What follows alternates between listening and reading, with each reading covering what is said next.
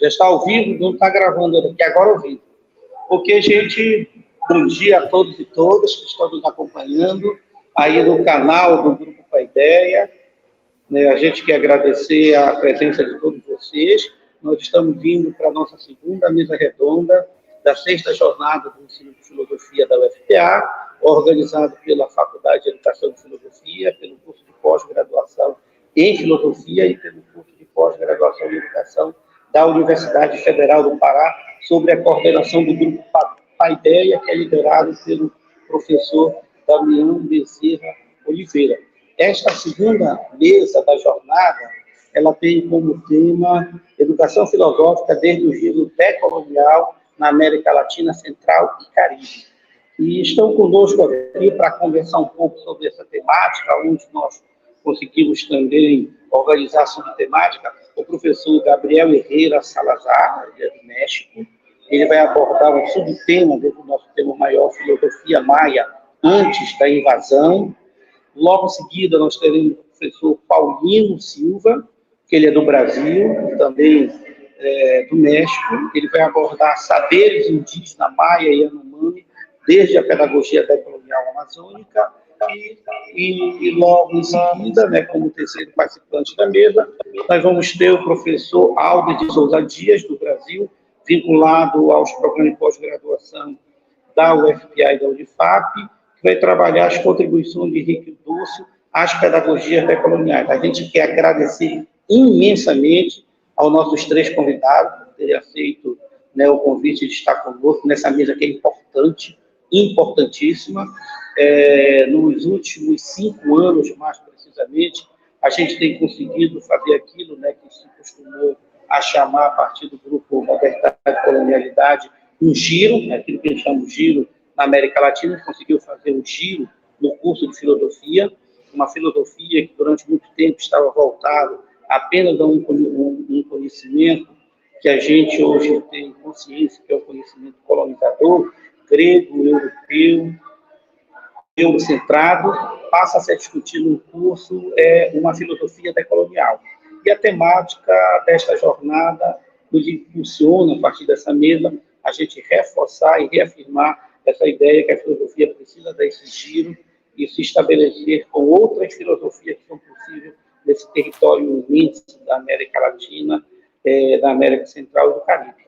Então, sem demais, né, conversas, para a gente passar logo ao nosso tema, a dinâmica é o seguinte: cada um dos nossos três participantes terão entre 20 e 25 minutos para expor a temática, e logo em seguida, com o tempo que nos resta, a gente abre aí para um diálogo com o nosso público, que é muito bom e que está aqui conosco. Então, mais uma vez, eu agradeço, né, o aceite de todos os três, professor Aldo, professor Gabriel, professor João Paulino, de estar conosco nessa mesa, e eu passo a palavra ao professor Gabriel, que vai conversar conosco sobre filosofia maia antes da invasão. Fique à vontade, professor Gabriel. O professor Gabriel não fala fluentemente o português, ele vai fazer a palestra dele mesmo, né, no espanhol, e a partir daí a gente, né, no que o professor João Paulino puder nos ajudar, em algumas incompreensões, que ele domina também a língua, vai contribuindo com a gente. Então, professor Gabriel, fica à vontade. Gracias. Voy a hablar lo más lento posible para que se pueda entender desde donde estamos hablando en castellano. Si se escucha mal, me avisan, me dicen, ¿sí? Estamos te escutando muito bem, muito bem. Eso, gracias. Bueno, agradecer a ustedes, a todo el equipo, a toda la gente que está detrás. Gracias por la invitación. Y bueno, quisiera comenzar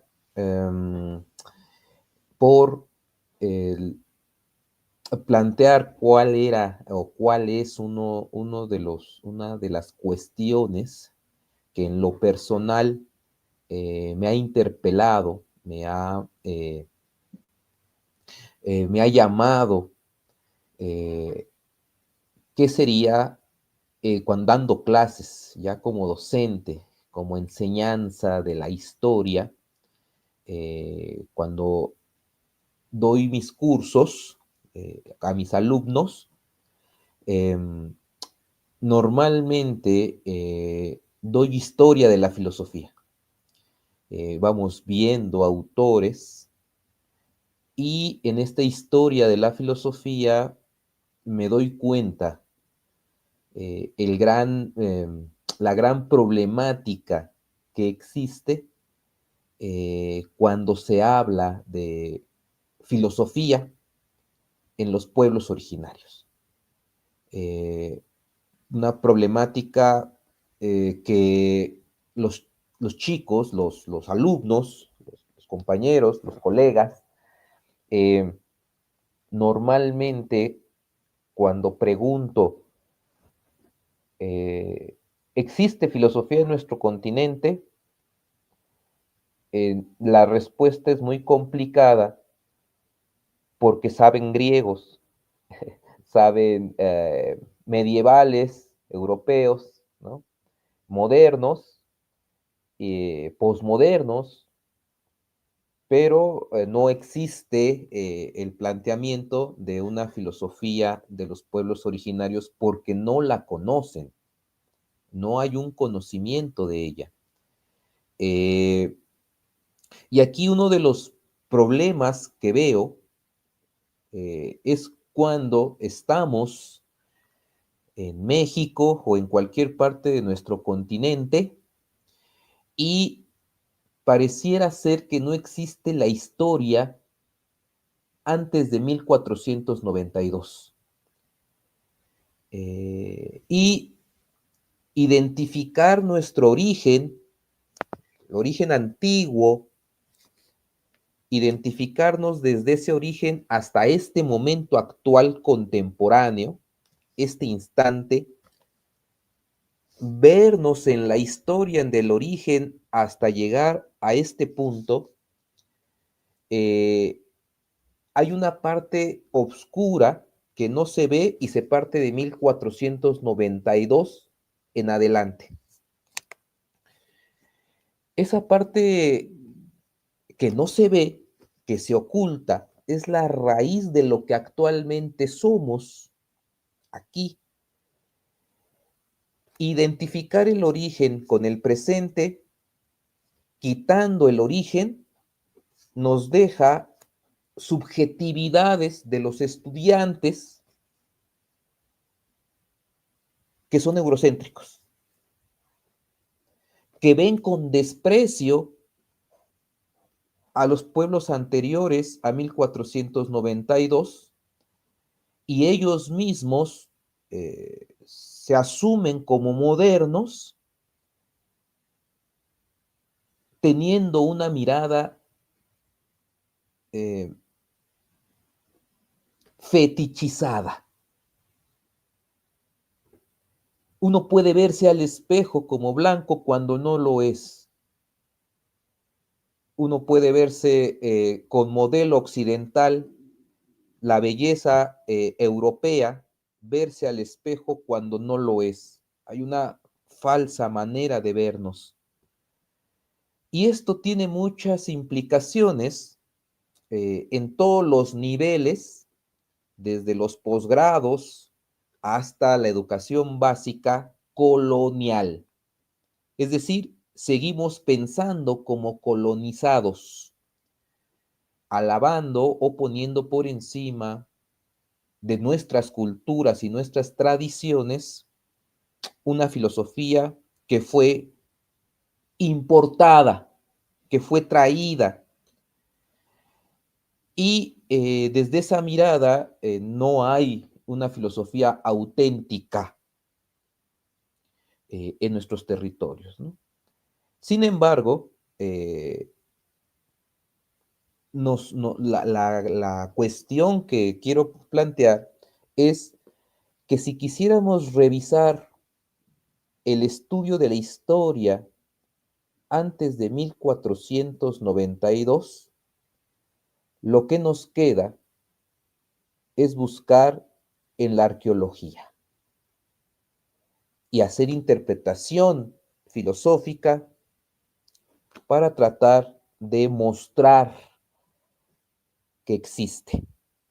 Y existe, a mí me queda claro, existe, no hay, no hay discusión sobre eso, ¿no? Me queda claro, pero hay mucha gente que a eso no le queda claro, ¿no?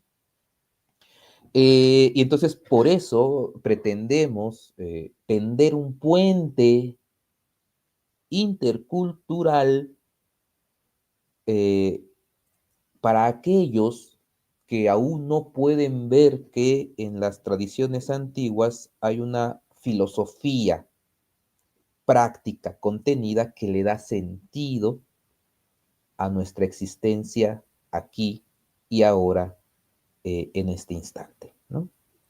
Eh, nosotros partimos de tratar de comprender lo que conocemos como el núcleo ético mítico de las culturas originarias del continente que llamamos Abya Yala. Desde Alaska hasta la Tierra del Fuego, todos somos un gran continente y buscamos el núcleo ético mítico, una idea que arroja Paul Ricoeur, se le enseña al maestro Enrique Dussel, o el maestro Enrique Dussel la toma de ahí, y él hace, al menos el maestro Enrique Dussel, busca el núcleo ético mítico semita y el núcleo ético mítico helénico. Y el núcleo ético mítico de la cristiandad es una extensión de el núcleo ético mítico semita. En esta idea, lo que buscaba el maestro Enrique Dussel en su inicio era una filosofía latinoamericana y por eso se fue a la raíz de lo helénico y lo semita para comprender la cristiandad latinoamericana y desde ahí tratar de entender el mundo, nuestro mundo, este mundo que hoy conocemos y que estamos trabajando ya en él, ¿no? Sin embargo, ahí yo le platicaba al maestro, pongámosle una patita más al molcajete. El molcajete es una especie aquí en México como de mortero, en donde tiene una especie de manija para moler y se echa chile, sal, tomate, ¿no? Y se le pone, se machaca y se hace salsa para comer. Yo le decía al maestro, hace falta la parte helénica, ya está la semita, pero la parte de Abya Yala, el núcleo ético mítico de Abya Yala. Él lo intenta en un libro en 1492, El encubrimiento del otro, y nosotros desarrollamos el núcleo ético mítico de Abya Yala, y cuando estábamos haciendo esta investigación, nos encontramos que el único pueblo o civilización originaria que tenía escritura que podíamos traducir de manera que era una escritura fonética, que se escribía y se pronunciaba, era en la zona maya. Y ahí encontramos, que es la propaganda, ¿verdad? Este libro es el resultado de esa investigación, donde encontramos que para los pueblos y esta civilización anterior a la mexica y anterior a la inca, esta civilización maya tenía un núcleo ético mítico que se compartía en otras regiones del continente. Ese núcleo ético-mítico consiste en una pareja, ¿no? La pareja de dioses creadores, hombre, mujer. Y Ometeotl, Aloncualom entre los mayas, Tocapu y Maimana en los Andes, es esta complementariedad de la distinción de los distintos. Y esta complementariedad lo que hace es que al ser varón, hombre y mujer, se reproduce y genera 4 puntos cardinales y se genera el universo como actualmente lo conocemos. Independientemente de la respuesta que se da del origen del universo, del origen de la vida humana, lo importante es la pregunta que interroga por el ser. Partimos de la idea, de la tesis del propio maestro Enrique Dussel, de que todo grupo humano, todo colectivo humano, cuando ya es Homo sapiens, cuando ya es el sujeto evolucionado como actualmente lo conocemos, con el cerebro que actualmente tenemos, este Homo sapiens, en cualquier grupo y en cualquier región del mundo, de cualquier color de piel, de cualquier idioma, de cualquier cultura, este sujeto humano se hace la pregunta: ¿quién somos? ¿De dónde venimos? Porque es un sujeto autoconsciente. El sujeto que es autoconsciente se pregunta en algún momento: ¿por qué estamos aquí? ¿Cuál es nuestra razón de ser? Estas ya son preguntas ontológicas. ¿Cuál es nuestro origen? Preguntas ontológicas. En el momento que se hace una pregunta ontológica, se está ya filosofando. Y la respuesta a esa pregunta ontológica es la construcción de un mito de origen.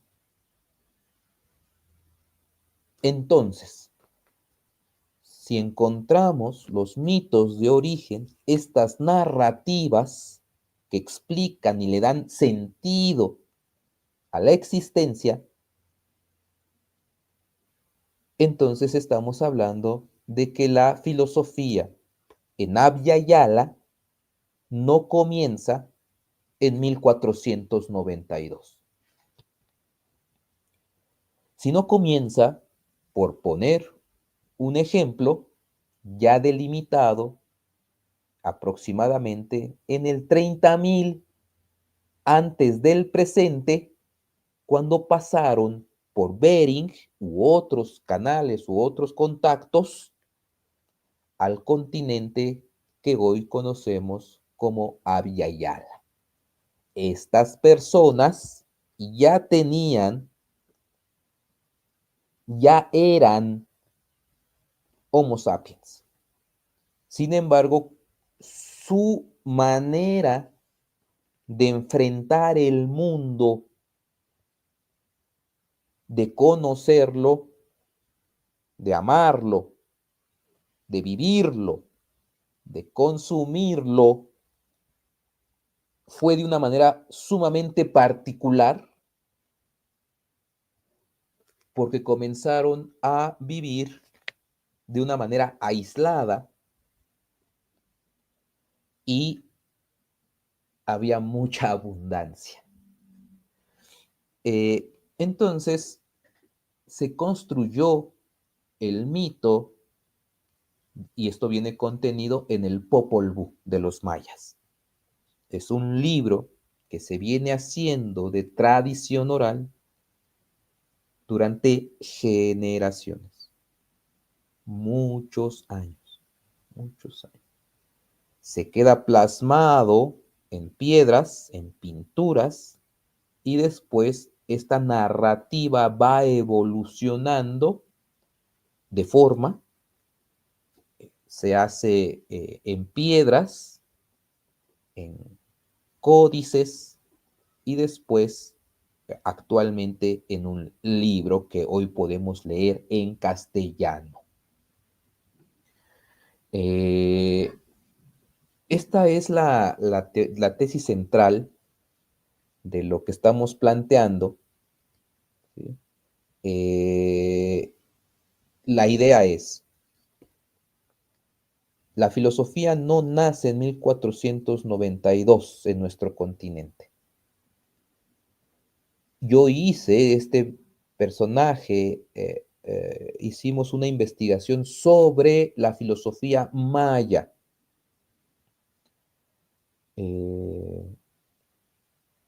Yo tengo una raíz de mi familia maya. Me facilitó muchas cosas.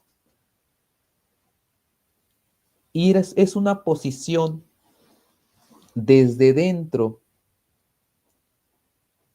pero a diferencia del maestro Enrique Dussel, que se ponía como mestizo en su lugar de enunciación para analizar todo esto, la diferencia es que éramos nosotros, ya personas que estábamos viviendo en el territorio y en los pueblos desde hace años y teníamos una raíz de vivir en esas comunidades con mayor tiempo. Y nos poníamos desde dentro, ¿no? Pero estudiamos filosofía en la universidad. Y al estudiar filosofía en la universidad nos daba los elementos, instrumentos necesarios para traducir esa filosofía práctica, una filosofía que está en la vida cotidiana, que está presente y está viva, pero no está explícitamente.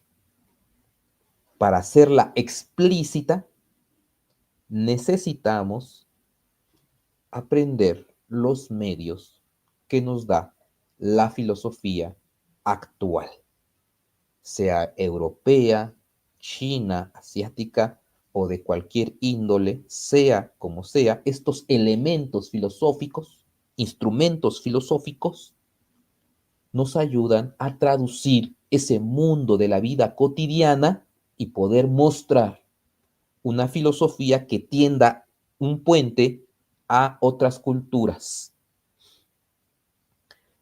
Otras culturas que quieran conocer interculturalmente cómo se vive y cómo se piensa el amor a la sabiduría en estos territorios. Que no tiene que ser igual, es distinta, pero siempre en todo grupo humano hay una ontología que le da sentido a la existencia. Con esto cierro. Podemos en algún momento imaginar a aquellos primeros pobladores del continente alrededor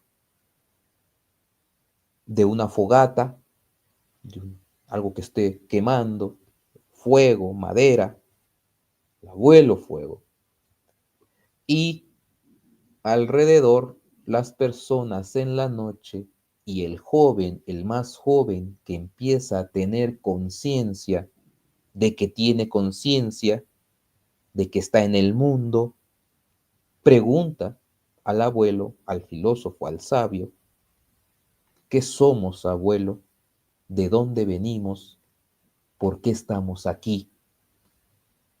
Y los sabios de la comunidad le van a decir, este es nuestro origen, y se genera la mitopoiesis, una respuesta a la pregunta ontológica. Y es ahí, en ese núcleo ético-mítico, donde podemos comprender de manera práctica la manera política de una comunidad, la manera económica de una comunidad, el respeto que se tiene ecológicamente a la Pachamama. Y claro, si el principio es hombre-mujer, siempre estamos hablando de una complementariedad. Esta complementariedad es armonía. Tendría que ser amor. Esta es la manera en que los mayas fueron estructurando el mundo y que es muy similar, guarda cierto grado de distinción contextual en otros pueblos del continente. Sin embargo, podríamos decir que es un núcleo ético mítico compartido en todo el continente.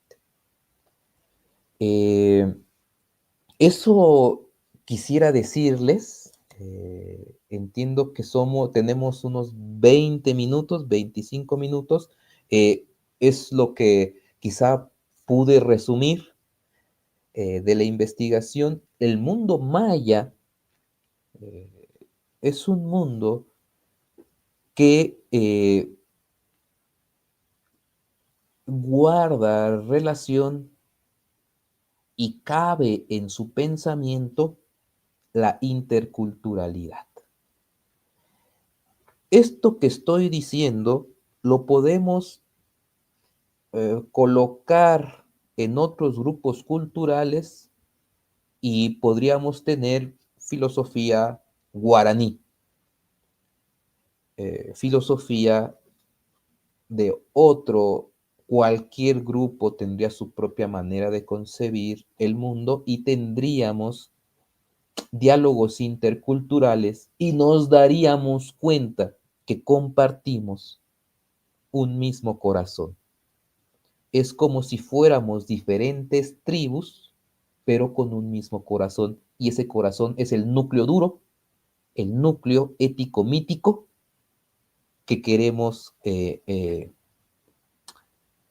compartir para que se pueda comprender por qué nuestros modos, nuestras formas, nuestra política y nuestra resistencia cultural ante la filosofía y la civilización moderna occidental. Esto no quiere decir que no podamos dialogar, aprender, subsumir elementos de la cultura moderna, pero no solo con lo moderno, con cualquier otra cultura, empezando por África y Asia.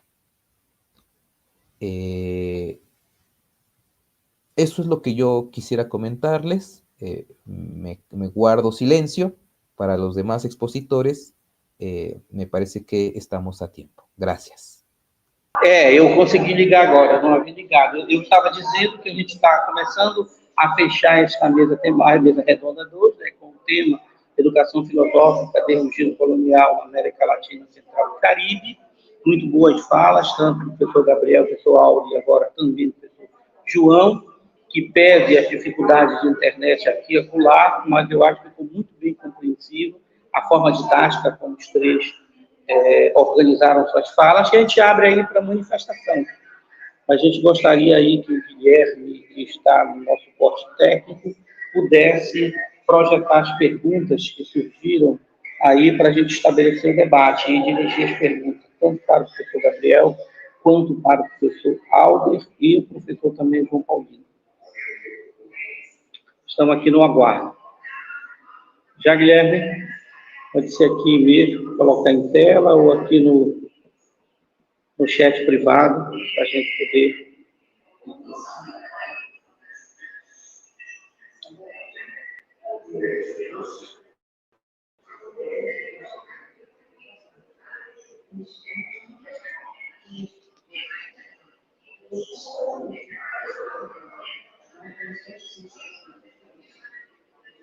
Sem perguntas por enquanto. Pois é, estamos aqui no aguardo aqui. Então eu aproveito aqui enquanto chegam as perguntas, eu faço uma aqui que os três possam, quem sabe, a partir das suas falas aí, estabelecer o debate com a pergunta que eu vou fazer.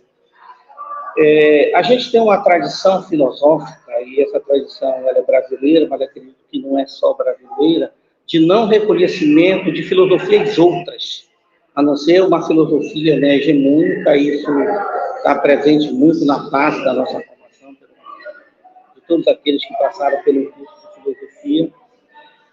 É possível, a essa altura do campeonato, dizer assim, depois de toda essa dominação colonial, um conhecimento ocidentalizado, né, hierarquizado, a gente conseguir fazer esse giro decolonial na filosofia, essa possibilidade de mostrar que existem filosofias outras, né, que a filosofia precisa abraçar como verdadeira filosofia a partir da realidade de grupos sociais, de povos sociais e de territórios específicos. Entendiste, Gabo? Queres que te ajude?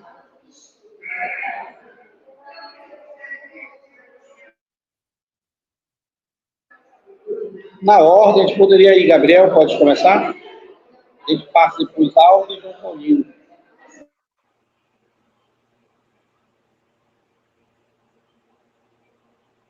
Gabriel, te toca contestar. Abre tu micrófono.